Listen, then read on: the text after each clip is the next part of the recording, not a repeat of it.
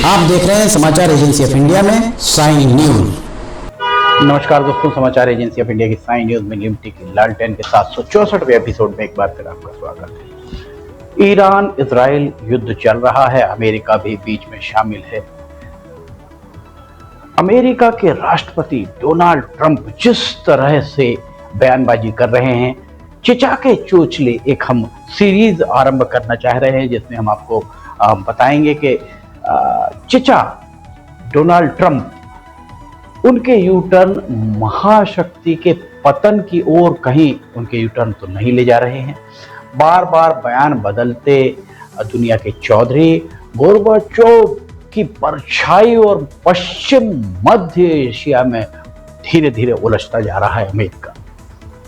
आज हम Iran America Israel के बीच चल रहे युद्ध में दुनिया के चौधरी, अमेरिका के राष्ट्रपति, दुनिया का चौधरी माना जाता है अमेरिका को, और उसके राष्ट्रपति डोनाल्ड ट्रंप के द्वारा बार बार बयान बदलने, यू टर्न लेने, धमकाने आदि को लेकर चिचा के चोचले नाम की एक सीरीज का आगाज कर रहे हैं, जिसमें ट्रंप के द्वारा जो भी किया जा रहा है उसका विश्लेषण करने का हमारे द्वारा प्रयास किया जाएगा। 28 फरवरी 2026 को इजराइल और अमेरिका ने संयुक्त रूप से ईरान के खिलाफ युद्ध का आगाज किया। लगभग 30 दिन होने को आ रहे हैं। 30 दिनों से या 28 दिनों से जारी इस युद्ध से वैश्विक स्तर पर हाहाकार मचा हुआ है। वैसे अंतर्राष्ट्रीय राजनीति में अक्सर ये कहा जाता है कि इतिहास कभी पूरी तरह नहीं दोहराया जाता, लेकिन उसके संकेत जरूर बार बार सामने आते हैं। आज डोनाल्ड ट्रंप बार बार अपने फैसलों में यू टर्न लेते दिखते हैं, वे नजर आते हैं। तब कुछ विश्लेषक इसे उस दौर के, जो 90 का दौर था, उस दौर से जोड़कर देख रहे हैं जब मिखाइल गोर्बाचोव सोवियत संघ के सर्वेसर्वा हुआ करते थे और सोवियत संघ धीरे धीरे कमजोर हुआ और अंततः उसका विघटन हो गया। हालांकि दोनों परिस्थितियां सोवियत संघ की और अमेरिका की आज भिन्न भिन्न हैं, अलग अलग हैं, लेकिन वैश्विक नेतृत्व, आंतरिक दबाव और कूटनीतिक अस्थिरता जैसे कारक एक समान विमर्श को जन्म देते नहीं रहते। इतिहास गवाह है कि जब भी कोई महाशक्ति अपने आंतरिक अंतर विरोध और बाहरी युद्धों के बोझ तले दबने लगती है तो उसका पतन बाहर से ही नहीं बल्कि भीतर से, अंदर की नीतियों से भी शुरू होता है। 1980 के दशक के अंत में मिखाइल गोर्बाचोव के नेतृत्व में सोवियत संघ दुनिया में सबसे बड़ी ताकत में से एक हुआ करता था।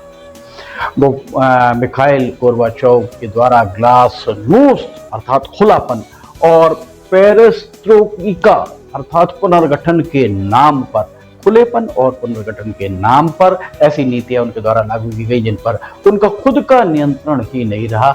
नतीजा क्या हुआ? नतीजा ये हुआ कि बिना किसी बाहरी आक्रमण के सोवियत संघ ताश के पत्तों के महल के मानंद ढल गया। आज वैश्विक कूटनीतिक गलियारों में ये चर्चा जोरों पर है कि क्या अमेरिकी राष्ट्रपति डोनाल्ड ट्रंप अनजाने में ही सही अमेरिका को गोर्बाचोव साबित होते दिख रहे हैं। ट्रंप की अमेरिका फर्स्ट नीति, उनके बार बार लिए जाने वाले कूटनीतिक यू टर्न और सहयोगियों को दरकिनार करने की प्रवृत्ति कुछ ऐसे ही हालात पैदा करती दिख रही है जो अमेरिकी आधिपत्य को अंदर ही अंदर खोखला कर रही है। पश्चिम एशिया, विशेषकर ईरान के साथ हालिया संघर्ष और उसमें अमेरिका की विवशता, दोनों चीजें इस बात का ज्वलंत प्रमाण मानी जा सकती है। मिखाइल गोर्बाचोव के समय सोवियत संघ के पतन का एक बड़ा कारण अफगानिस्तान युद्ध और हथियारों की होड़ में खजाना खाली होना। आज अमेरिका भी ठीक उस साम्राज्यवादी अति विस्तार का शिकार होता दिख रहा है। ईरान के साथ लगभग 30 दिनों तक चले हालिया टकराव, जो भी फिलहाल टकराव चल रहा है, उसके आंकड़े बहुत भयावह हैं। अमेरिका को इस युद्ध में रोजाना 1.38 अरब डॉलर $1.38 अरब रोजाना खर्च करने पड़ रहे हैं। अब तक $20 अरब से ज्यादा स्वाहा हो चुके हैं और पेंटागन ने $200 अरब की अतिरिक्त बजट की मांग कर डाली है, ऐसे समय में जब अमेरिकी अर्थव्यवस्था स्वयं कई चुनौतियों से दो चार हो रही है। अमेरिकी कांग्रेस संसद से इस भारी भरकम बजट को पारित कराना संभव प्रतीत नहीं हो रहा है। ट्रंप भी इस बात को समझ चुके हैं कि ये युद्ध अमेरिका के लिए एक ऐसा दलदल बन गया है जिसमें वो जितना हाथ पैर मारेंगे उतना ही धंसते जाएंगे। सोवियत संघ तब कमजोर हुआ जब वार्सा पैक्ट के देश उसके साथ छोड़ने लगे थे। वार्सा पैक्ट था जिसके सदस्य देश उसका साथ छोड़ने लगे थे। ट्रंप के नेतृत्व में अमेरिका भी अपने पुराने और सबसे मजबूत सैन्य गठबंधन नाटो का विश्वास वर्तमान में खो रहा है। ईरान संघर्ष के दौरान ये दरार खुलकर सामने आ गई। ट्रंप द्वारा नाटो और यूरोपीय देशों को कायर और कागजी शेर कहे जाने के बावजूद किसी भी यूरोपीय सहयोगी ने इस युद्ध में अपने युद्धपोत या सेना भेजने की जहमत नहीं उठाई। इसका सीधा कारण है कि यूरोप को इस युद्ध की भारी आर्थिक कीमत चुकानी पड़ रही है।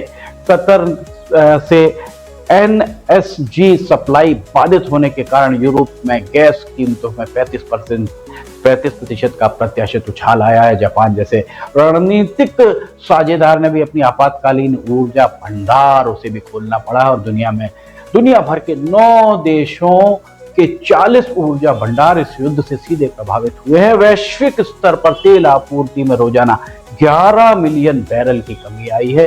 सहयोगियों का ये असहयोग ट्रंप प्रशासन के लिए एक बड़ी कूटनीतिक विफलता या झटका है। अमेरिका एकाकीपन की आइसोलेशन की शुरुआत उसकी हो चुकी है, ऐसा लग रहा है। आइए अब 2 दिनों में अमेरिका के राष्ट्रपति डोनाल्ड ट्रंप चिचा के द्वारा जो भी चोचले अपनाए गए हैं उसके बारे में हम आप चर्चा करते हैं। सबसे पहले 26 मार्च के प्रमुख बयानों की चर्चा करें। डोनाल्ड ट्रंप का कहना है कि ईरान समझौता करे नहीं तो हम हमले जारी रखेंगे। ट्रंप ने स्पष्ट चेतावनी दी कि यदि ईरान परमाणु कार्यक्रम छोड़कर समझौता नहीं करता तो अमेरिका और उसके सहयोगी हमले जारी रखेंगे। इसका मतलब साफ है कि अमेरिका दबाव की नीति पर कायम है और इसे सैन्य कार्यवाही जारी करने का संकेत माना जा सकता है। चिचा डोनाल्ड ट्रंप ने कहा है कि ईरान समझौते के लिए मजबूर है। अब देखिए ये कह रहे हैं कि समझौते के लिए मजबूर है और घुटनों पर खड़े होकर मिन्नतें कर रहा है ईरान। ट्रंप का दावा है कि ईरान शांति समझौते के लिए बेचैन है। इस तरह अमेरिका खुद को मजबूत स्थिति में बताने का प्रयास कर रहा है जबकि जमीनी हकीकत इससे उलट ही नजर आती है। डोनाल्ड ट्रंप कहते हैं कि युद्ध जीत चुके हैं वे। चिचा ट्रंप ने यह भी कहा है कि अमेरिका इस संघर्ष में जीत की स्थिति में है, जो इस बात का संकेत दे रही है कि घरेलू समर्थन जो ट्रंप के साथ अब कम हो रहा है, घरेलू समर्थन बढ़ाने का उनके द्वारा प्रयास किया जा रहा है। राजनीतिक तौर पर यह संदेश इसीलिए दिया गया है और बताने का प्रयास किया गया कि अमेरिका को सैन्य सफलता मिल चुकी है। चिचा अर्थात डोनाल्ड ट्रंप फिर 10 दिन के लिए हमले रोकने का ऐलान करते हैं। ट्रंप ने ईरान के ऊर्जा ढांचे एनर्जी इंफ्रास्ट्रक्चर पर हमले 10 दिन के लिए रोकने की घोषणा की है। मतलब 6 अप्रैल तक अमेरिका खामोश रहेगा। इसके पीछे जो वजह बताई जा रही है कि वे कहते हैं कि बातचीत चल रही है। इस बातचीत के बारे में ईरान पूरी तरह खामोश है। मतलब साफ है कि चिचा एक तरफा ही बयानबाजी करते हुए अपनी ही पीठ थपथपा रहे हैं। चिचा ने फिर कहा कि ये युद्ध नहीं सैन्य ऑपरेशन है। चिचा डोनाल्ड ट्रंप ऐसे युद्ध नहीं मान रहे हैं, वे कह रहे हैं सैन्य ऑपरेशन है। मतलब साफ है कि डोनाल्ड ट्रंप तकनीकी तौर पर इसे युद्ध कहने से बचने की जुगत में है।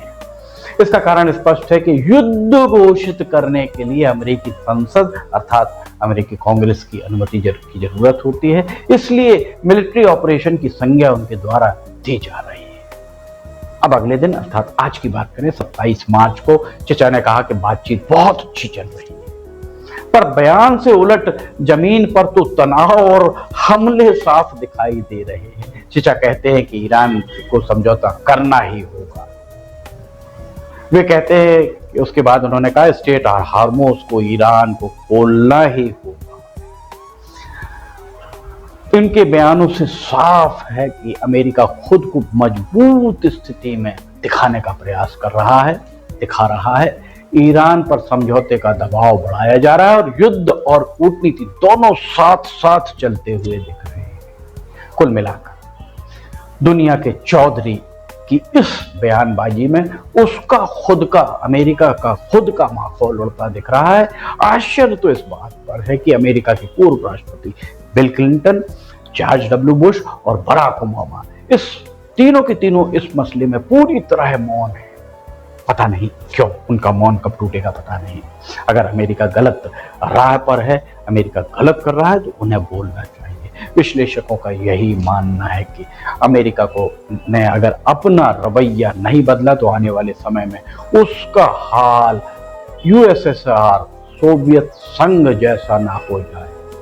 हम अपनी अगली कड़ी में चचा के चोचलों पर फिर चर्चा करेंगे। 28 तारीख को चचा क्या बयान देते हैं, चचा किस रणनीति को अपनाते हैं, इस बारे में हम विश्लेषण अगली लिमटी की लालटेन के अगले एपिसोड में करेंगे।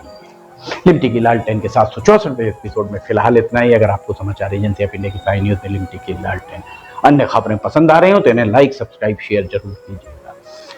समाचार एजेंसी ऑफ इंडिया के सहयोगी अखिलेश दुबे के साथ लिमटी की लालटेन का 765वां एपिसोड लेकर बहुत जल्द हाजिर होंगे। तब तक आपसे इजाजत लेना चाहेंगे।